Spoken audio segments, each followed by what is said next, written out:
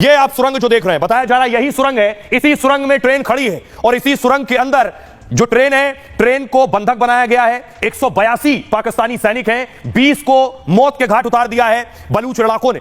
आपको बताऊं उससे पहले कि आखिर ये किस जगह पर रोका गया है, यानी ट्रेन किस जगह पर रोकी गई, जरा वो देखिए। ट्रेन को रोका गया है बलूचिस्तान से पहले, यानी क्वेटा में। ये तस्वीर आप देख रहे हैं, ट्रेन कहां से कहां जा रही थी। क्वेटा देख रहे हैं, पाकिस्तान का नक्शा है। क्वेटा से पेशावर की तरफ जा रही थी। ये जो क्वेटा है ये बलूचिस्तान में ही आता है और क्वेटा से निकलकर जब पेशावर जा रही थी, बीच में आप देख रहे हैं हाईजैक, यहां पर हाईजैक किया गया है। अभी यहीं रुकी है ट्रेन। देखिए जरा कैसे हाईजैक किया गया और आखिर अब क्या तैयारी है, क्या डिमांड है, इस वक्त हालात क्या है वो देखिए। ये आप देख रहे हैं ट्रेन, ये हाल है ट्रेन का। इस तरह से ट्रेन को बंधक बनाया गया है। ट्रेन में बलूच लड़ाके चढ़ गए जिनकी संख्या का कोई अंदाजा नहीं है कितने बलूच लड़ाके हैं। फायरिंग भी हुई है। इस फायरिंग में 20 पाकिस्तानी सैनिक मारे गए। 150 से ज्यादा पाकिस्तानी सैनिक इसके अंदर मौजूद हैं। जाफर एक्सप्रेस क्वेटा से पेशावर के लिए जा रही थी। ट्रेन में कुल 9 कोच थे जिसमें 500 लोग सवार थे। अगले स्टेशन से पहले ट्रेन पर फायरिंग शुरू हो गई। फिर बलूच लड़ाकों ने ट्रैक को बम से उड़ा दिया जिससे यह ट्रेन आगे ना जाने पाए।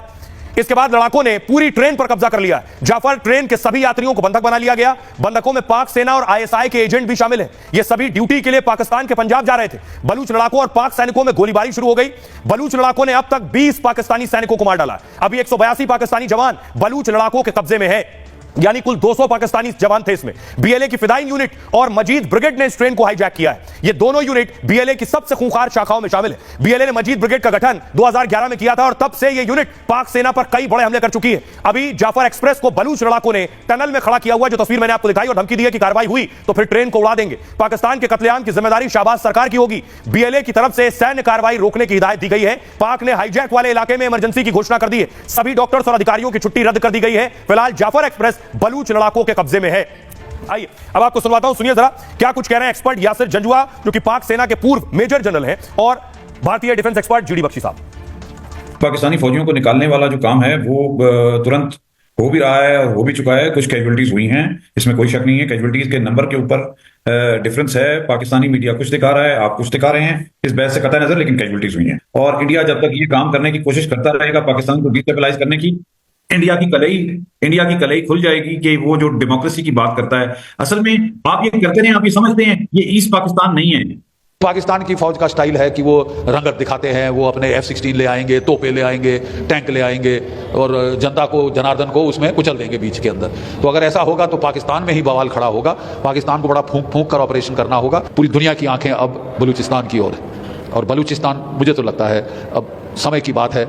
No army can withstand the strength of an idea whose time has come, ये विक्टर ह्यूगो ने कहा था और 1971 के पहले ये बहुत लागू था। आज फिर हमें लग रहा है, हम जो लड़े हुए हैं 1971 का युद्ध, हमें फिर लग रहा है कि साहब the time for the birth of Balochistan has come.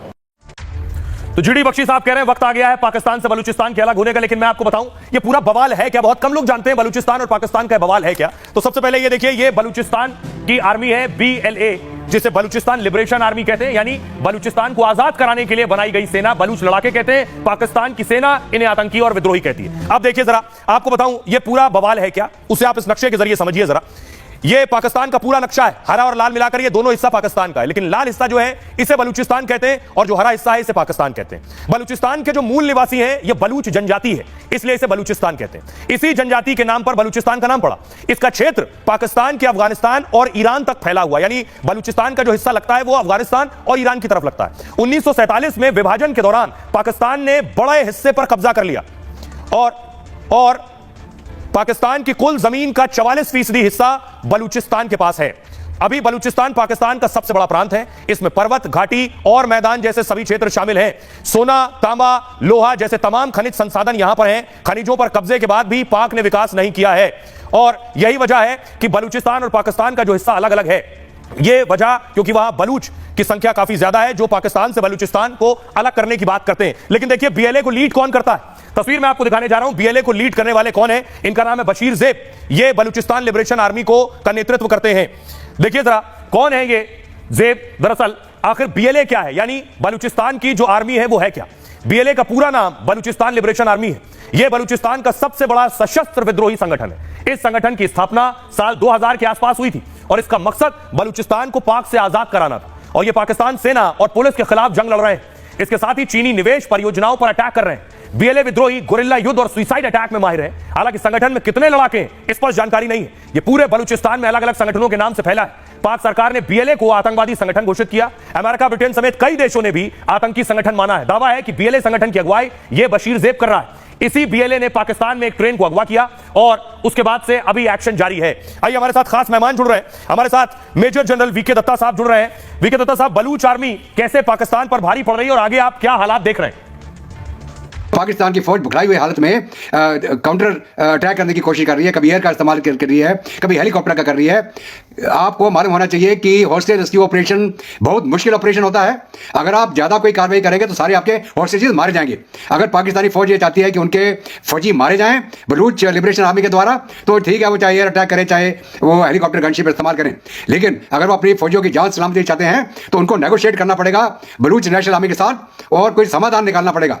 और यह आप मान के चलें कि बलूचिस्तान आज नहीं तो कल पाकिस्तान से अलग हो जाएगा, आजाद हो जाएगा। बहुत बहुत शुक्रिया दत्ता साहब इस तमाम बातचीत के लिए। तो पाकिस्तान के लिए मुश्किलें बढ़ने वाली हैं और बलूचिस्तान जिस तरह से पाकिस्तान को जवाब दे रहा है खुद को अलग करने के लिए